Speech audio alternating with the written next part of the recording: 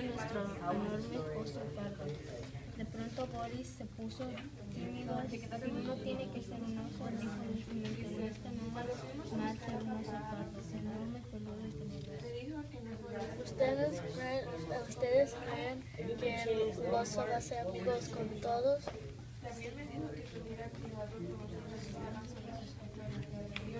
Cuando llegaron a la escuela al día siguiente los Have you ever read a book similar to like that? Like Froggy? Oh. What happened in there? His pet fell off, and that story his pet fell off too. What was your favorite part? Why?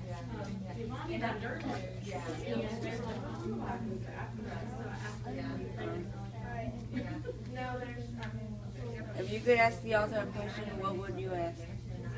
How did you come up with these things? How did you come up with that a frog could not go? Coming to Saturday to school made me improve on my Spanish languages and help me read more. Because there are like some words that are similar, like horrible. It's spelled the same way as in English and in Spanish. It helps me more reading because sometimes I read with my mom Spanish books and reading and English books, and when I get like old, we can remember stuff more.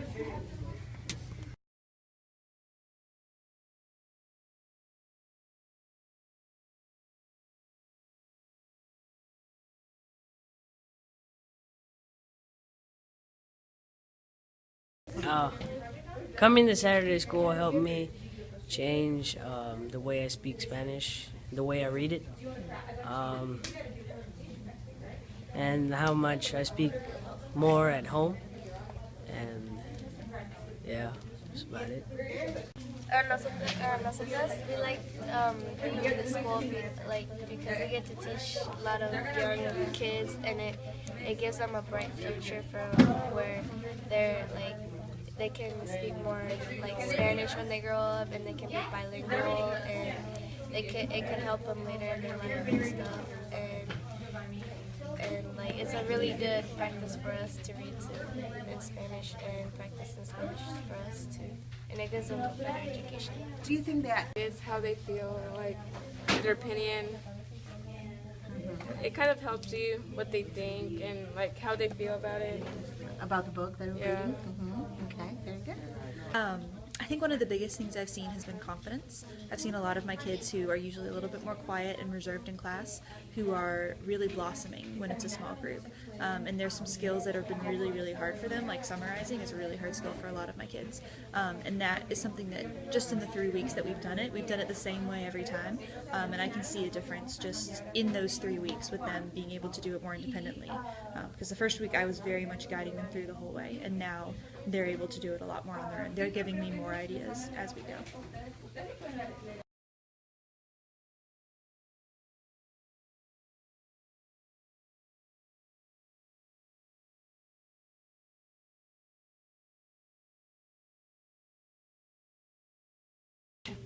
So for their final projects, the kids research a Hispanic role model, and then they created either a poster or an interactive timeline. Some of them even created a talk show for the person that they did research on. So that was really, really nice, and it showed their creative side.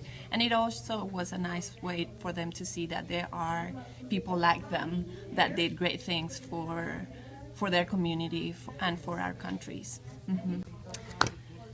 Another nice thing was that connection between the home and the school. The kids would go back home and talk about the heroes that they were researching, and the parents came up with the idea of researching about some children that fought for the Mexican independence.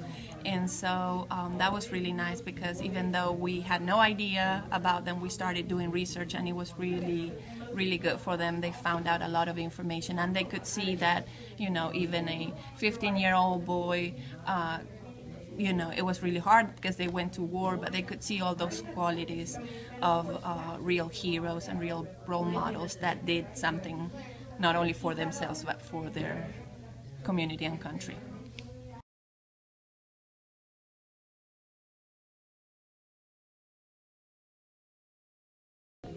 This experience has been great for me because these are the kids that I work with on a daily basis, most of them. And they've really become more confident in their Spanish speaking abilities so that they can quickly go between the English and the Spanish, even in the school day.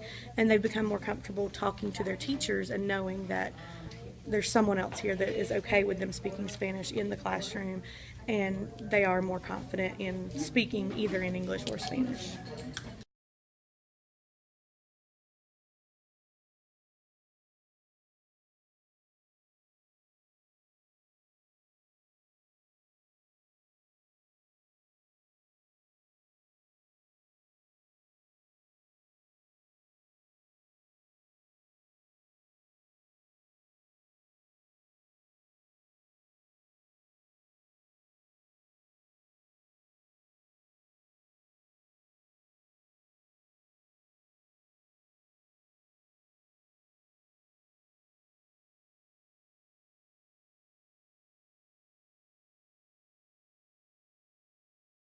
Hola, mi nombre es Mayra.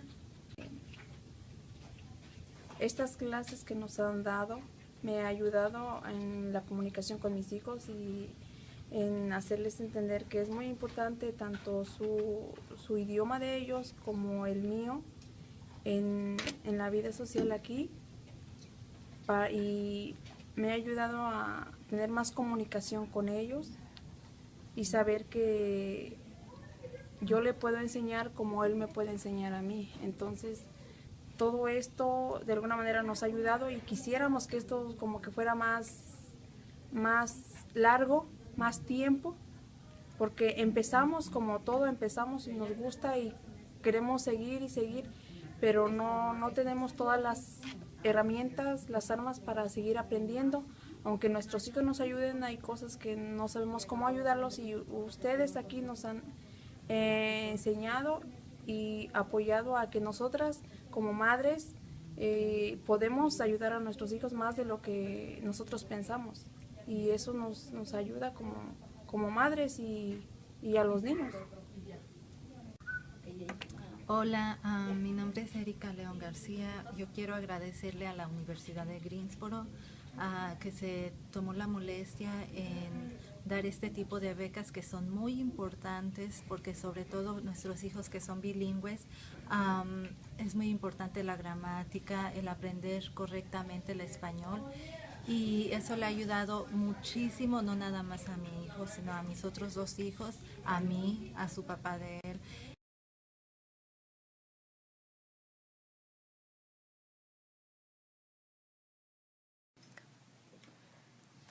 The impact of Heritage Language Academy has been powerful at many levels. One of them being how it's impacted the community as a whole. When you have parents coming in with their children, even the little ones, to a school building, it builds that connection that is missing.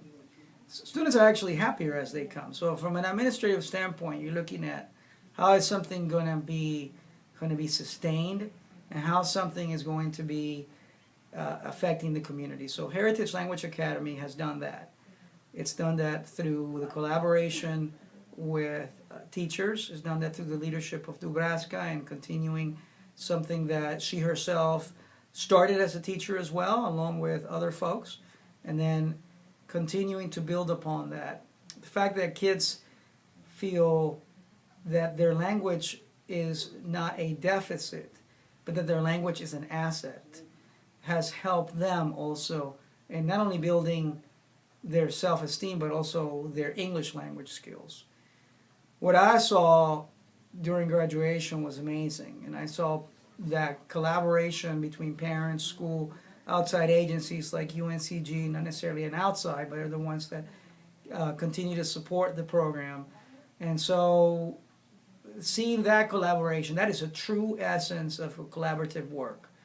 I hope that this continues, and I think it's the best thing that's happened to us. I think it is a model that could be carried on to the schools on a, rather than on Saturdays, rather than just 4 days. It could be twice a week in a school, so that it goes from a pilot program to a program that maybe be done in a grade level to eventually be done at the school level. The fact of the matter is, all research points out that if one does not validate the home language, there will always be this fossilization of the second language. And we all know about long-term ELs. We also know that how we get long-term ELs of this fossilization process is through increasing the home language, even though they may think they don't know it. So once we increase that, that's going to be a natural way in which we can expedite the process for students to maximize academic language. And it will affect kids, and eventually everyone will benefit from having pride in their heritage.